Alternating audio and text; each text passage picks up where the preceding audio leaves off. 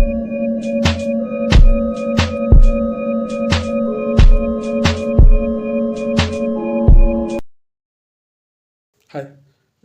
So എൻ്റെ ചാനലിൽ changes നിങ്ങൾ ശ്രദ്ധിച്ചിട്ടുണ്ടെങ്കിൽ എൻ്റെ ചാനലിൻ്റെ പേര് ഞാൻ മാറ്റിയിട്ടുണ്ട്. എൻ്റെ സ്വന്തം പേര് വരുൺ രാജിലേക്ക് മാറ്റിയേക്കാണ്. ഞാൻ യൂട്യൂബിൽ വീഡിയോസ് അപ്ലോഡ് ചെയ്യുന്നതിൻ്റെ കൂടെ തന്നെ മറ്റ് സോഷ്യൽ മീഡിയ പ്ലാറ്റ്ഫോംസിലും സൈമൾട്ടേനിയസ്ലി അപ്ലോഡ് ചെയ്യുന്ന ആരൊക്കെയാണ്. ബിക്കോസ് യൂട്യൂബിൽ കുറച്ച് ചേഞ്ചസ് വരാൻ പോകുന്നു എന്ന് ഞാൻ കേട്ടിരുന്നു. മോണിറ്ററി സൈഡ് അത് കൂട്ടാൻ പോകുന്നു കേട്ടിരുന്നു. സോ അതിന് ഇപ്പോൾ ആൾട്ടർനേറ്റീവ്സും നോക്കുന്നത് നല്ലതായിരിക്കുമല്ലോ. ഇപ്പോൾ പേയ്മെൻ്റ് എന്നുള്ളതല്ല, എന്നാലും പേയ്മെൻറ്റ് കിട്ടുന്ന പൊസിഷന് വളരെ അകലെയാണെന്നറിയാം. എന്നാലും നമുക്ക് ഫ്യൂച്ചറിനെ കൂടെ നോക്കിയിട്ട് വേണമല്ലോ.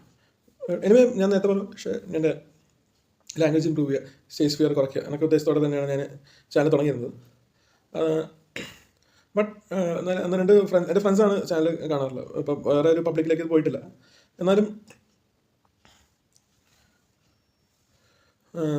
ഇപ്പോൾ ഒന്ന് രണ്ട് ഫ്രണ്ട്സ് സജസ്റ്റ് ചെയ്ത പോലെ മലയാളത്തിലേക്കും ലാംഗ്വേജ് മാറ്റാൻ ഉദ്ദേശിക്കുന്നത്. പിന്നെ ഞാൻ ഇനിഷ്യലി ചാനൽ ആക്ച്വലി തുടങ്ങിയത് പല ഏരിയാസ് കവർ ചെയ്യണം എന്നുള്ള ഉദ്ദേശത്തോടെയാണ്. ബട്ട് പൊളിറ്റിക്സിലേക്ക് കൂടുതൽ ഇൻട്രസ്റ്റ് ആയി പോയിട്ടുണ്ട്. അപ്പോൾ അതൊന്ന് ചേഞ്ച് ചെയ്യണം. പൊളിറ്റിക്സ് എൻ്റെ ആദ്യത്തെ ഡിസിഷൻ അനുസരിച്ച് തന്നെ one of the main topics ആവാൻ തന്നെ പാടുള്ളായിരുന്നു. പക്ഷേ because I M with more political, കൂടുതൽ എല്ലാം പൊളിറ്റിക്കൽ കണ്ടൻറ്റ് തന്നെയായി.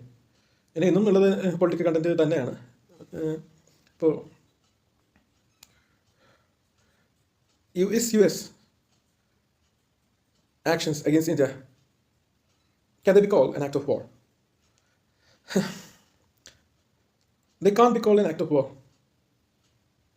but it's quite true that they are provocative. അവർ നമ്മളെ നല്ലോണം പ്രകോപിപ്പിക്കുന്നുണ്ട്.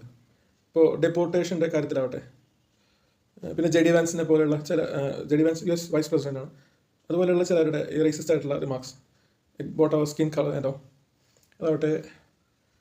ഇപ്പോൾ US ഇന്ത്യ ഫ്രീ ട്രേഡ് അഗ്രിമെൻറ്റിൽ ഇന്ത്യ സൈൻ ചെയ്തിരുന്നില്ല.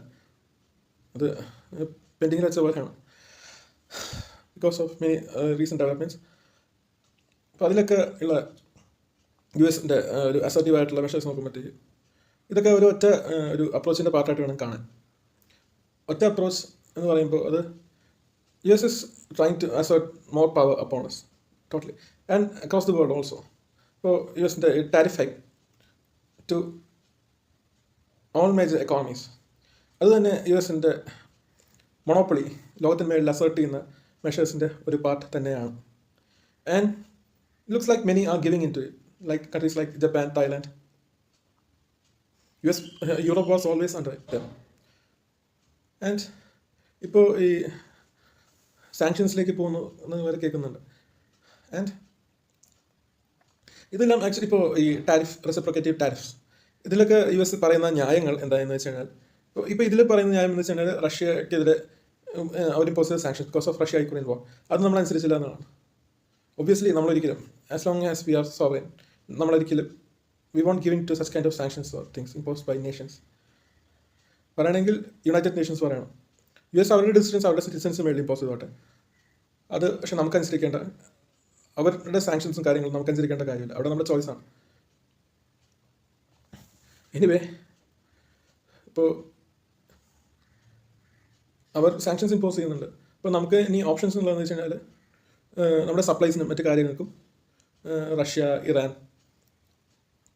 പിന്നെ കംബോഡിയ, വിയറ്റ്നാം പോലെയുള്ള കൺട്രീസായിട്ട് ലൈക്ക് റീഡിസ്ട്രിബ്യൂട്ട് ചെയ്യാനാണ് in case if the west keeps doing these kind of stuff. But ഇപ്പോൾ കംബോഡിയയുടെ കാര്യത്തിലാണെങ്കിൽ Thailand and Cambodia set what ceasefire was drawn, but അതിന്നും അവർ പിന്നോട്ട് പോകുന്നതായിട്ടാണ് കാണുന്നത്. ഇറാനെതിരെ സാങ്ഷൻസ് ഉണ്ട്, റഷ്യ സെറ്റ് വാർ, അവർക്കെതിരെ സാങ്ഷൻസ് ഉണ്ട്. സോ അങ്ങനെയുള്ള ചലഞ്ചസ് നമുക്കുണ്ട് എന്നുള്ളത് സത്യമാണ്. But we do give a message to US, our government do give a message to US that if you keep pushing us towards the other side, we won't hesitate to deviate from our neutral stance.